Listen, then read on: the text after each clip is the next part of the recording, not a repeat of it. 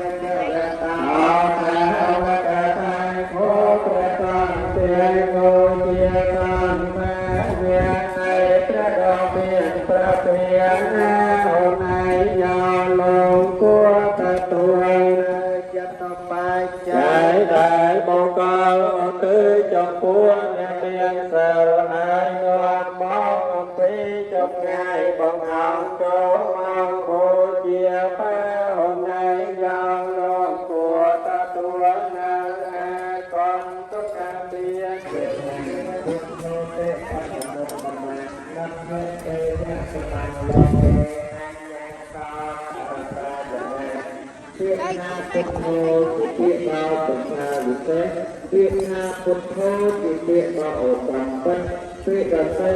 ជាទីនាំមកដល់ប្រជាក្នុងលោកមកដល់ពាក្យថាពុទ្ធោពុទ្ធមានឡើយសូមអនុមោទនា